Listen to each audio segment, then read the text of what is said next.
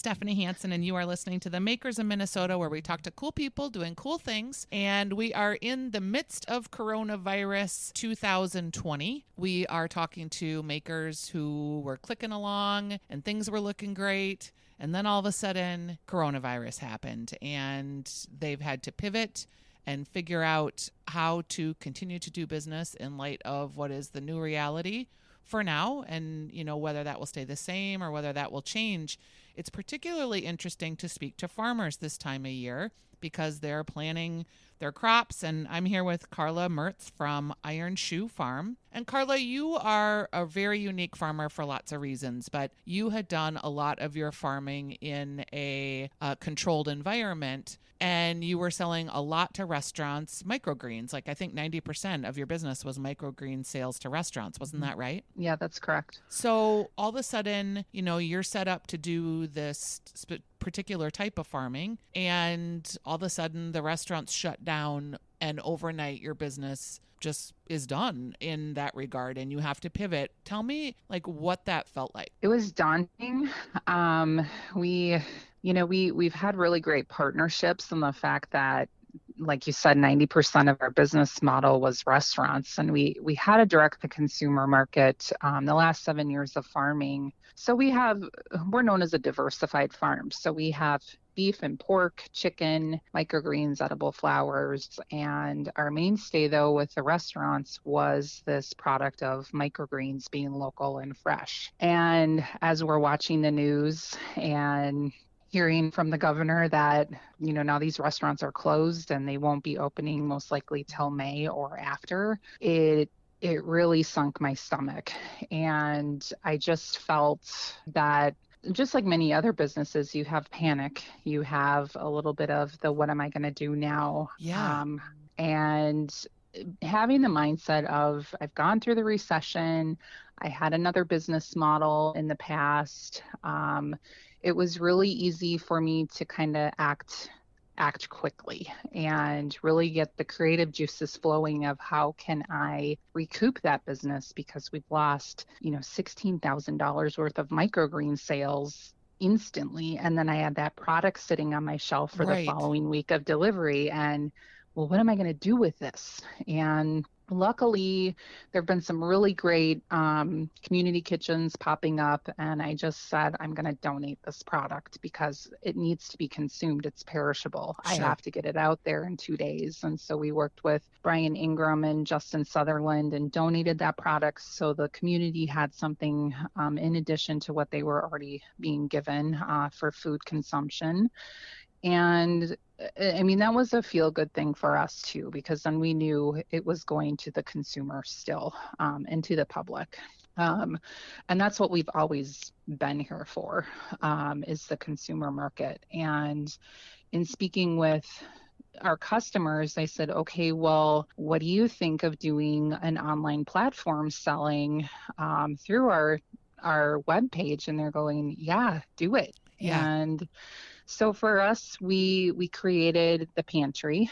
It's a tab on our online store on our website. And now people are placing orders for meat packs, and we have a CSA pack that includes this product.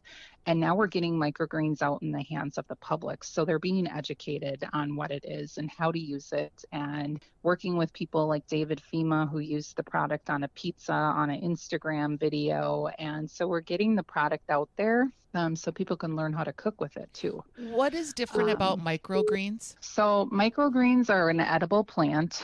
They are grown to the first set of leaves in the stage of the growth cycle. They are a really quick turnaround product. So for us, we planted every Monday, and then we're literally harvesting the following week. So they're a fast growing green, and it's everything from broccoli, kale, kohlrabi, cabbage, beets, sorrel, you name it. It can pretty much be grown in a microgreen form, and they're usually 1 inch to 2 inches tall. Pea shoots are a really great product. They have great high levels of protein. Many of these microgreens are 4 to 40 times more nutritious than their full-grown counterpart vegetable. So you're getting sulfonates in broccoli, which help combat cancer. You're getting high levels of vitamin A, B, E, and K, along with those protein counts in pea shoots and fava beans. They're pretty amazing. And they're They're so superfoods. tasty. They're super tasty. Yeah, because they So taste they like the freshest version of the full experience of the vegetable or the plant down the right, road, right? right. So if you think of, we use the term vegetable confetti just because they're so beautiful to look at. And in talking with the consumer and even the chef customer base, the flavor profile is so intense. It blows your mind. It's pretty amazing. Yeah, I It's saw pretty that amazing. video where David Fema put it on pizza, and I make a lot of pizza, and I'd never thought to put microgreens on it. Super great way. Yeah, so I was like, Yeah. oh, this is a great idea. So, And they're great. The color, we do popcorn shoots. They're bright yellow. They're grown in the dark. They taste like a sugar cube. So they remind you of state fair food. And we have a friend that has a pizza farm in the Princeton area, and she had put this with a corn base on her pizzas and then used those shoots on top. It was dynamite. Pretty yum, cool. it sounds so Yeah. good. So you right away pivoted to going to Yes. direct to consumer. Can you do the same volume of business doing that, or are you just trying to hang on until you can get back into your restaurants? It's kind of a little bit of both. So we added the store to help at least get some of that income coming in. It's not nearly as much as what we were doing before, but we're still being supported. I think now more than ever, it's been really great to see the community come together and even reach out and come to us as a farm and say, "Yeah, I can't find eggs, and do you have any?" And we've been, limiting as well. We do 2 dozen per household just because we don't have thousands of chickens, but we have some, so we've got that quantity. But what we've also been doing is we've been doing some add-on partnerships on our store page. So we've brought in, we'll be working with Ferndale Turkey. So Uh-huh. we're adding another product line to what we're delivering in conjunction with our own. We're having communication with other farmers that do greens and pestos and utilizing all of those local Minnesota made products to add to what we're doing. Um, That makes me because I so think happy. it's such a cool experience, and everyone has been super supportive. And the farmers that I've been talking to, it's, you have these conversations and you laugh and you cry and you have the similar experience. And we always advocate for our local farm friends. And we actually were starting to do some of this additional distributing for other farms before this all happened. And we brought in a local rabbit farmer, and they're out of the Hinckley area because we were told that we can't find rabbit for Yeah, it's meat. hard. And we were told by the U of M, with their executive chef, that it was the #1 meat protein source in Minnesota in the 1900s. And to hear that, it was really refreshing, because I think when it comes down to it, it's a local food. It always has been. And to get people to kind of be curious and try new things, it's actually been a great add-on to us. We work with another farmer that does local honey. We had our trees tapped by a hobbyist maple syrup maker. So we have maple syrup. I mean, there's just been a lot of really cool things that have come out of this, and some really great friendships that I think are going to be around for a very, very long time because of this. It's And been really cool. you're also selling meat and a lot of, it looks like you're back ordered, so that seems like it's going great. Yeah, yeah, we are back ordered, but the cool thing is we have, pigs going in for butcher tomorrow. We have partnerships with other beef farmers that if I don't have something, I can reach out to them and see what their stock is, so I can get, ground beef and maybe some steaks and broths, and we try and do the best we can. But we found that even if we get back ordered, the customer is really willing to wait, even if it's a week or two. Yeah, Um, because they're experiencing that same wait through Instacart and the grocery correct. system right now. Yes, yeah. So we really haven't gotten any flack from that, which is good for us as we're learning the whole new model. And like I said, I can't be thankful enough for everything that the consumers have been doing. When Um, people order these shares and these products, how are they delivered? So I've actually been delivering them myself. So they'll place the order online. They put a cooler outside when they're not home, and we literally do like a curbside drop off, if you will. So Mm-hmm. we go around the Twin Cities. I have a delivery route that I do 3 days a week. So we do the St. Paul area, Minneapolis on Tuesdays. On a Wednesday, I'll go to the Wayzata Bay area and down through Minnetonka. And then Thursdays, we tend to keep a little bit more local business to the North Metro. And then we also will do on farm pickup, which is kind of ever changing, if you will. We had a lot of people that would come to the farm, they'd want to see everything. But now, with some biosecurity measures and just not knowing how that's going to work with transferring to animals, we now have people pick up. We have a large cooler that we have outside, and their orders right inside. They can pick up and then they can go. So the nice thing is that they've already prepaid online. Right. So So you're not having to it's exchange cash and exactly, and it's really slick. They're all their product is bagged and ready to go, and all they do is open up the cooler and take their product. your farm looks so beautiful. And I know I was going to be coming out to do a farm dinner in the spring that I Hmm. know has been canceled, but we'll get Hmm. back there someday, right? How did you get Yes, into farming? Was this something you grew up with? was so my background. I grew up in the inner city. Uh, Lived in the suburbs. I've kind of been a traveling kid. I've been all over inner city and then a suburbanite brat kid, and then met my husband, and we moved up to Zimmerman eventually, and then to Princeton. My great grandfather was a rancher out in South Dakota. So I like to say it skipped a couple generations. Mm-hmm. My husband actually grew up going to his grandparents' farm in Foley. They did dairy cattle and hogs, and he also used to catch chickens for Golden Plump. So he kind of had a little bit of ag background, I guess, just being a kid going to the farm. But the reason why we have our farm is our daughter was really ill when she was 3 years old. She had rotavirus, which is a Mm-hmm. gastrointestinal bacterial infection. Now there's a vaccine for it, but she nearly died from it. It was a really scary experience. After we got home, we had to literally teach her body how to consume food all over again. Oh, Um, and so for me, I was told that she shouldn't have soy, that she had an intolerance to it. And the pivotal moment for me is when I had my entire boxed pantry out on my countertop. I had maybe like 6 things left in there, and I just went, "Oh my God." And we just had a wake up moment, and we ate good, but I grew up eating, cream of mushroom soup on potatoes yep. and ground beef and just, really easy quick foods that my mom had made, my dad. And our version of fresh veggies was the occasional salad and canned green beans. Yep.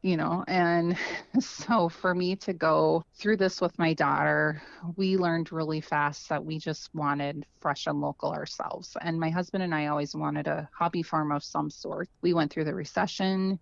We experienced what that was, and we just made that decision after a while that we wanted to look for land, and we wanted to be self-sustaining. We wanted a couple pigs. We wanted beef cows. We wanted to know where our food was coming from. We wanted our own fresh eggs, and we learned everything on our own through the help with, of course, like the Extension and Sustainable Farming Association. And so I started going to classes and learning what it was all about. And our first beef sale was a result of me getting in a car accident and seeing my chiropractor and her asking me, "What are you doing these days?" I'm like, "I bought a farm." And she goes, "Do you have beef?" Like, was super excited. "Do you have beef?" And I was like, "Yeah, I want a quarter beef." I went, "Okay." All So I right. learned I learned what that was like and what we had to do to sell to the public, and called the Department of Agriculture, and they've been super helpful over the course of 6 years. And the rest is history. It's just been a really, really cool thing. It's been amazing. Can you talk about the So, way that you grow the microgreens because they don't touch soil? I mean, I met you at the state fair. I saw you speak at the Minnesota Cooks event that they have a whole day out at the state fair. I just looked at you and thought, wow, here is this super bright person who was not necessarily what you would think of as like a farmer kid. And yet you had this entire farm and you had so many different revenue streams. You had the microgreens, you had an event set up so people could rent the farm for weddings.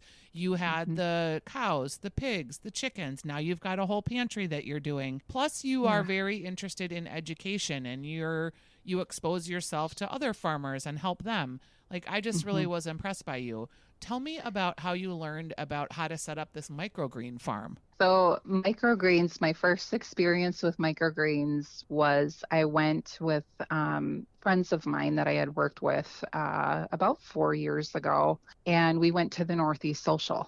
And I raised Muscovy duck, and they had Muscovy duck on the menu. And I was really curious to see how the chef prepared it. Mm-hmm. And it came with a side salad, a pea shoot side salad that had loose peas in it, and then it had the pea shoots, and then there was a vinaigrette on the top of it. And I'm like, oh, I'm just going to give that a whirl and see what it's like. Never had these before. And I came home and I told my husband, I'm like, oh my God, this was the best meal I've had in a long time. And we have to look at pea shoots. And he's like, what are you talking about? And I said, well, we need just like look it up. And he's like, you're nuts. We are not growing those. There's no way. I said, okay, fine. And I walked away from it and just trying to like find a niche, kind of a niche product for us that was something different that I hadn't seen in the marketplace very much. And he came back to me 2 days later and he goes, do you know like how much of a revenue stream we would have of this going like all year round if we grew these indoors? I was like, no. He goes, look at this.